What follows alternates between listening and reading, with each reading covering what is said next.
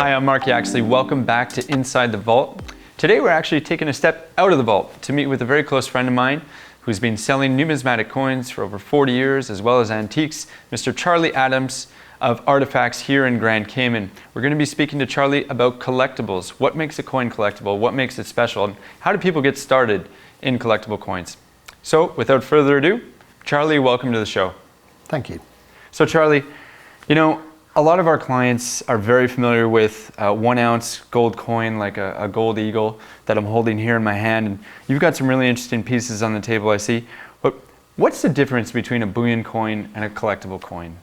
I think probably the first answer to that is history, because that is a piece of metal that is based on its intrinsic value. These are way beyond that. These are collectibles, they have history, they have art. So you're looking at a totally different level of interest. And numismatics is the study and collection of coins.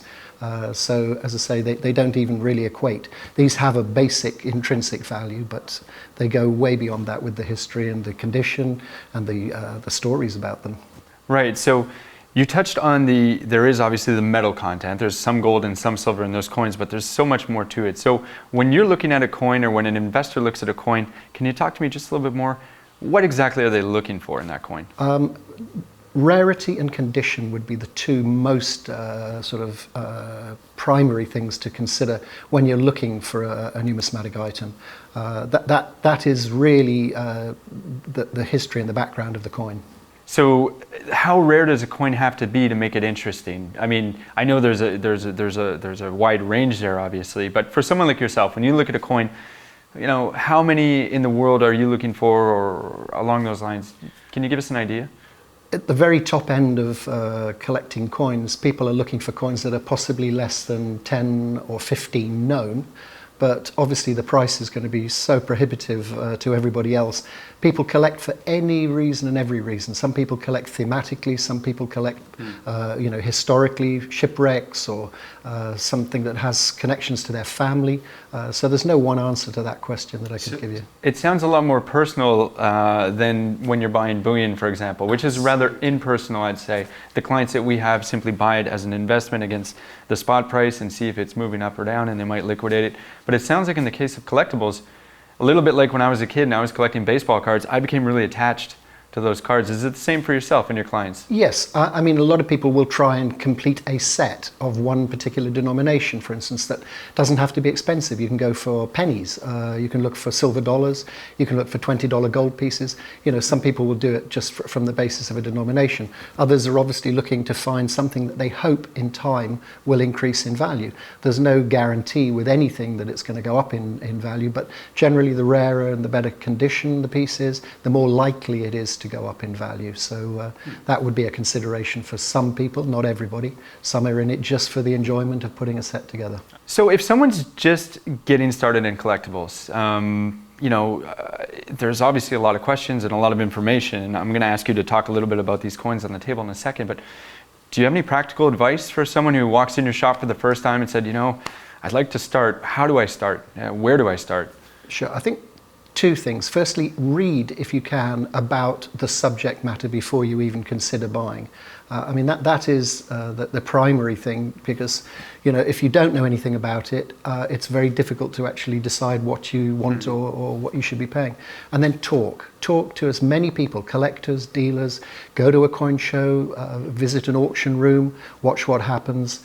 It'll give you an insight as to what people are chasing, and you might decide on an area that they're not chasing to be something that would be more affordable, something you could build a collection without spending an arm and a leg. Why don't we talk a little bit about these great pieces you have on the table? I mean, you were showing them to me earlier, and I'm just amazed, to be honest. And I'm a bullion guy by trade, so why don't you walk us through briefly this wonderful set of coins you have here? Sure.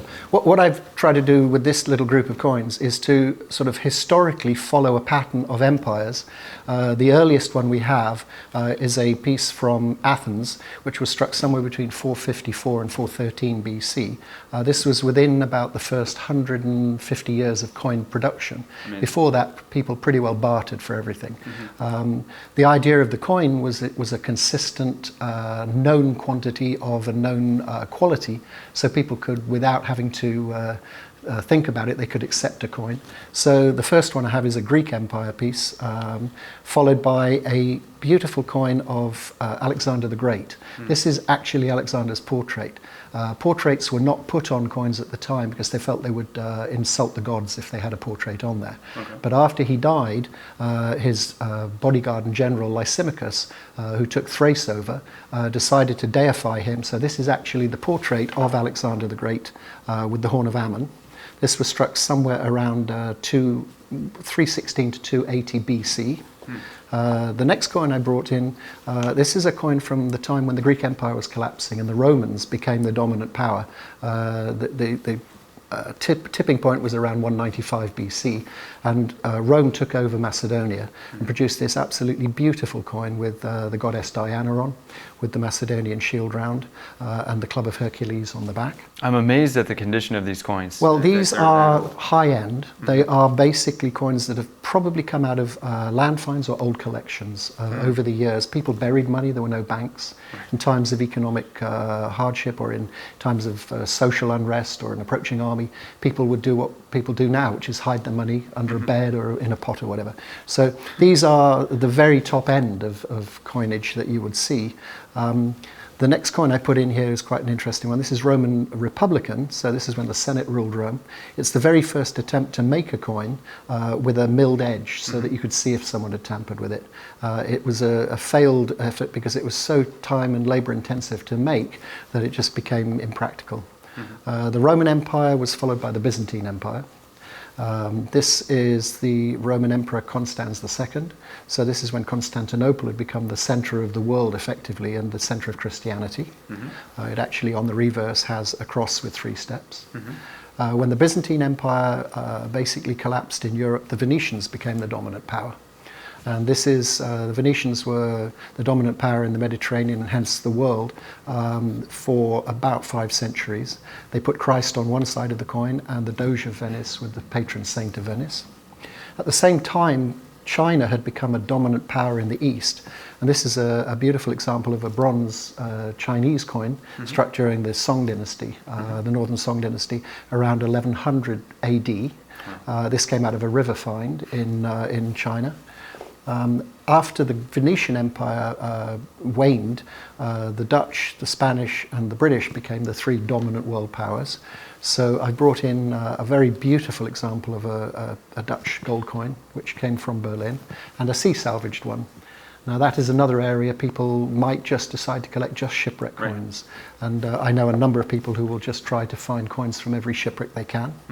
The Spanish, of course, ruled ruled the world as a dominant power economically because they found gold and silver in the New World, and this is actually a gold doubloon from a shipwreck in the New World.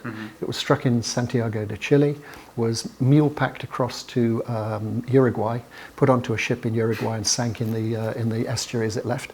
And then finally, the British Empire, of course, was again a very dominant empire. This coin, the sovereign, was probably the preeminent gold coin of the 18th and 19th century, or late 18th and 19th century. This one came out of a shipwreck off Spain.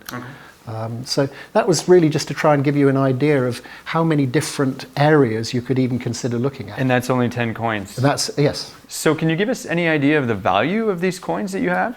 So this coin, Mark, is a gold doubloon, and in a coin show or an auction, a wholesale price on this would be somewhere in the region of $4,500. Wholesale? Yes, wholesale. That's the sort of price that you'd expect to pay at a show if you're a dealer. If you're retailing this coin, this would sell for somewhere between $5,500, maybe $6,000 for a particularly nice specimen. Wow. That's the most valuable coin I have in the group here. The gold will obviously run higher than the silver generally, but this beautiful early example, this is a coin that you would expect to pay probably $1,500 to $2,000. I can't believe the condition of that coin considering it's over 2,000 years old. It's absolutely immaculate. It is. I would have been fooled. I still have a hard time believing it's authentic, to be honest. We often find that's the problem. People cannot believe until you show them examples and talk to them about it.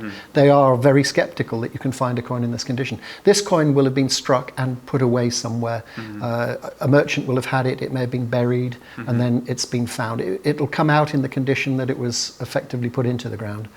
So that's why it's in such beautiful condition. It's also an exceptional condition because the centering is beautiful, and collectors of this type of coin look for the crest on the helmet, and that adds considerably to the value. The more crest visible, the higher the price goes. Right. The other pieces here, a sovereign has a bullion weight of 0.2354 of an ounce, which currently would be somewhere in the region of $300. So that would be the baseline value, obviously the metal content. You could melt it for above and beyond that, you'll have the collectible value of the coin. The next value that you'd look at is the numismatic value of that particular coin, which is a Queen Victoria sovereign. So the date comes into it and condition, but then it's added to again by the fact this is a shipwreck coin. Wow. So there is an added premium for the story of coming out of a shipwreck. Right. So that would give you a sort of an idea of where to price or where to pay for a coin of that quality. You know what, Charlie? I'm starting to feel like I need to spend more time with someone like you before I get into this. But so I imagine that's the practical advice that you would give someone again, as we do. We always say, speak to a reputable dealer. And I imagine in your world, it's the same concept. Absolutely. There are several worldwide and national associations. Probably the best of the lot is the American Numismatic Association, which has over 30,000 members. It has a code of ethics. You can be a collector or a dealer and a member. And I always say to people, talk to somebody who has a reputation, somebody who has a qualification, somebody who's a member of a proper organization, because that way you should be dealing with someone who will give you the straight and straight answers on what you want to know. Truly fascinating stuff, Charlie. I greatly appreciate you being with us here today. I'm sure people are going to have questions for you. Is there a way that people can reach you if they want to start collecting? Sure. We have an email, artifacts, ARTIFAX, @candw.ky. Okay. We also are on social media. We have a Facebook page. We're on Instagram and we're on TripAdvisor. So, but we'd love to see people in the store, and we're more than happy to talk. You don't have to buy. Okay, wonderful. Well, thanks again, Charlie. That's it for this episode of Inside the Vault. We hope you enjoyed it. I'm sure you learned something. I know I did. We look forward to seeing you next time.